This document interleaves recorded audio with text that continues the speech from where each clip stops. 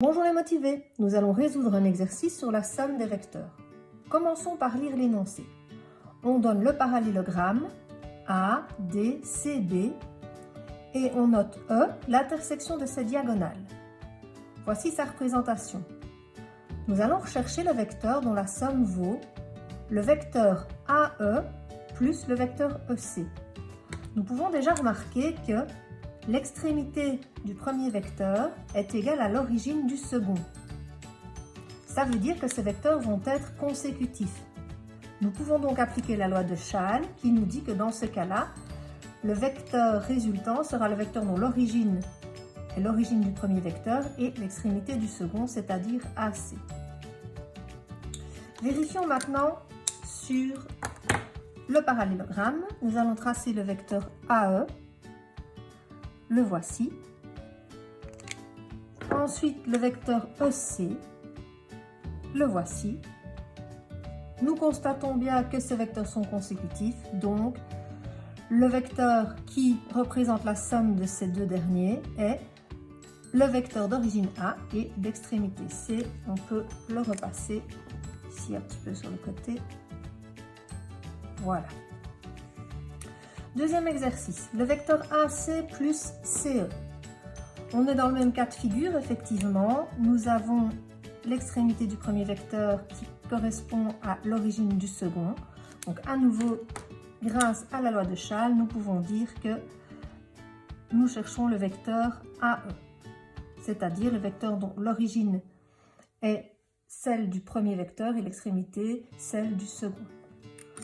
Nous pouvons vérifier sur le parallélogramme. Donc nous allons tracer le vecteur AC. Le voici. Le vecteur CE. Je vais le mettre un peu en décalé. Le voilà. Donc nous avons bien deux vecteurs qui se suivent. La somme de ces deux vecteurs est bien le vecteur dont l'origine est celle du premier, c'est-à-dire A, et l'extrémité celle du second, c'est-à-dire E. Là voilà.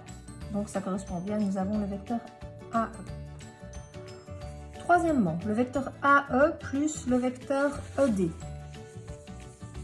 À nouveau, nous avons l'extrémité du premier vecteur qui correspond à l'origine du second. Donc, d'après Chasles, nous pouvons dire que la somme de ces deux vecteurs donne le vecteur AD. Le vecteur dont l'origine est celle du premier et l'extrémité celle du second. Si on le trace, vecteur AE, le voilà. Vecteur ED, le voilà. Et donc la somme nous donne bien le vecteur AD, origine du premier vecteur, extrémité du second. Alors, quatrième exercice, AE plus CE. On constate ici que ces deux vecteurs ont la même extrémité. Alors, si l'on les dessine, le vecteur AE, le voilà. Et le vecteur CE, le voilà. Sur le dessin, nous constatons que ces vecteurs ont la même direction, celle de la droite AC, que le vecteur AE a un sens qui va vers C et que le vecteur EC a un sens qui va vers A. Donc en fait, ces deux vecteurs sont ce qu'on appelle des vecteurs opposés. Et la somme de deux vecteurs opposés donne le vecteur nul. Attention à l'écriture, comme ceci.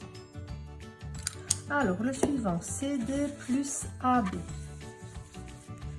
Le vecteur CD, le voilà. Le vecteur AB, le voilà. Nous avons à nouveau affaire à deux vecteurs opposés. En effet, ils ont la même direction, c'est-à-dire une direction horizontale. Ils ont des sens opposés. Il y en a un qui va vers la droite et l'autre vers la gauche. Donc la somme de ces deux vecteurs nous donne le vecteur nul.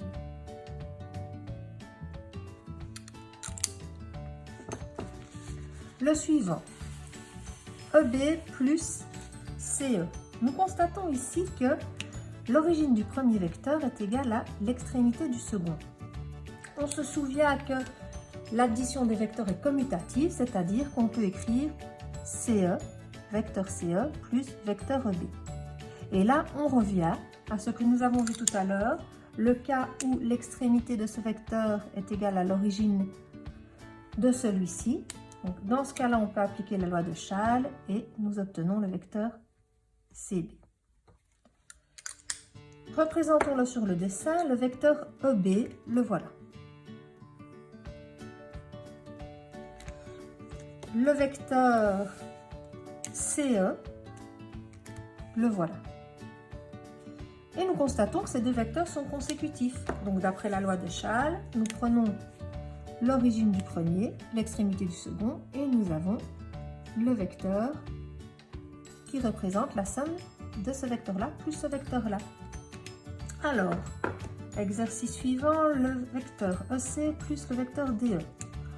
Même cas de figure que l'exercice précédent, je peux appliquer la commutativité, donc je vais faire vecteur DE plus vecteur EC. Je constate ceci et donc je peux appliquer la loi de Chasles et donc obtenir le vecteur DC. Alors, si je le représente, nous avons le vecteur EC, le voici, le vecteur DE, le voilà. Nous avons bien deux vecteurs consécutifs, c'est-à-dire qui se suivent. Donc la somme de ces deux vecteurs donne un vecteur dont l'origine est l'origine du premier vecteur et l'extrémité est l'extrémité du second vecteur. Donc le vecteur DC, c'est ce que nous avons obtenu ici. Huitième exercice, nous allons additionner le vecteur AB avec le vecteur ED. Donc dessinons le vecteur AB, le voici. Dessinons le vecteur ED, le voilà. Nous constatons que ces vecteurs n'ont ni la même origine, ni ne sont consécutifs. Donc ce que nous allons faire, nous allons déplacer un de ces deux vecteurs pour pouvoir soit les rendre consécutifs, soit les mettre à la même extrémité. Donc je vais prendre un vecteur égal à ED qui est d'origine B. Donc ce vecteur-ci, celui-ci et celui-ci sont bien des vecteurs égaux. Et là je me retrouve avec des vecteurs consécutifs et je peux appliquer la loi de Chasles. Donc l'addition de ces deux vecteurs nous donne le vecteur AE. Je peux indiquer ici AE. Je peux indiquer une étape qui me dit qu'en fait j'ai fait AB plus, donc je l'ai remplacé par ce vecteur-là, BE. Et donc avec la loi de Chasles, j'ai bien trouvé le vecteur AE.